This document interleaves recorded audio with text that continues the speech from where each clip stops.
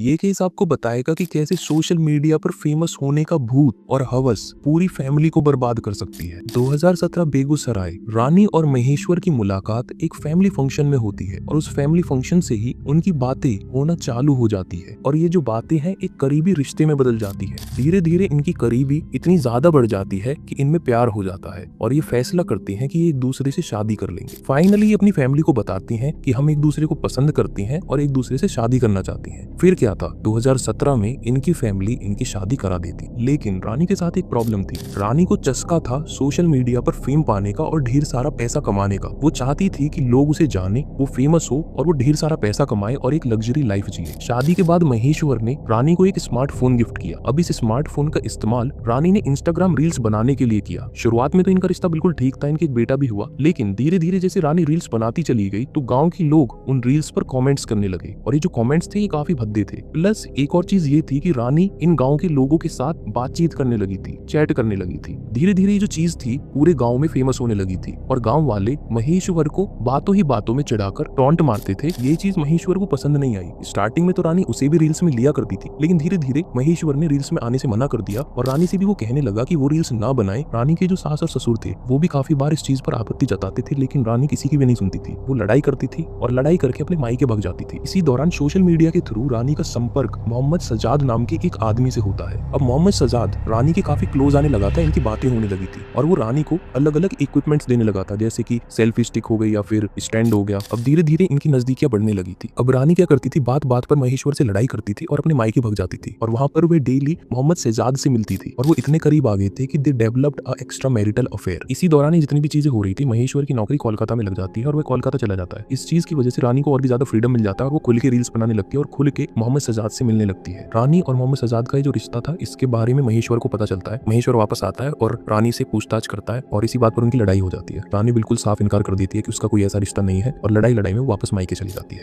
महेश्वर के मन में अब भी ये था कि कुछ ना कुछ करके ये जितनी भी प्रॉब्लम है सॉल्व हो जाए और रानी वापस आ जाए। तो इतने वो कोलकाता ही होता है। रानी महेश्वर पे कॉल करती है कि वो उससे मिलना चाहती है। महेश्वर को लगता है कि वो उसे मिलने के लिए बुला रही है और वो अपने बेटे से भी मिल पाएगा और चीजें हो सकता है इंप्रूव हो जाए और हो सकता है ये चीजें जितनी भी चीजें चल रही थी सॉल्व हो जाए। महेश्वर कोलकाता से सीधा रानी के घर पहुंचता है। जैसे ही वह रानी के घर पहुंचता है तो उसे वहां पर मोहम्मद सजाद रानी के साथ आपत्तिजनक स्थिति में मिलता है और इस चीज को देखकर महेश्वर काफी ज्यादा शॉक में आ जाता है। रानी को लगा नहीं था कि महेश्वर इतनी जल्दी आ जाएगा, उसे लगा था कि उसे आने में टाइम लगेगा, बट महेश्वर कोइंसिडेंटली ऐसे वक्त पर आ जाता है। महेश्वर और मोहम्मद सजाद के बीच में तीखी बहस होती है और ये बहस हाथापाई में बदल जाती है। इसी दौरान रानी अपनी बहनों के साथ मिलकर और मोहम्मद सजाद के साथ मिलकर महेश्वर को मार देती है। महेश्वर का भाई जो कोलकाता में होता है वो महेश्वर के पास कॉल करता है ये पूछने के लिए कि वह ठीक सलामत पहुंच गया है या फिर नहीं, लेकिन महेश्वर का कॉल नहीं लगता है। इस चीज की वजह से महेश्वर के भाई को थोड़ी फिक्र होने लगती है और वह अपने पापा के पास कॉल करता है कि एक बार महेश्वर को देखा है। जैसे ही महेश्वर के पिता रानी के घर पर पहुंचते हैं तो वो देखते हैं कि रानी, उसकी बहनें प्लस मोहम्मद सज्जाद उनके बेटे को उठाकर कहीं पर लेकर जा रहे हैं और उनका बेटा खून से लथपथ था। इस चीज की वजह से काफी ज्यादा घबरा जाती है और पुलिस को कॉल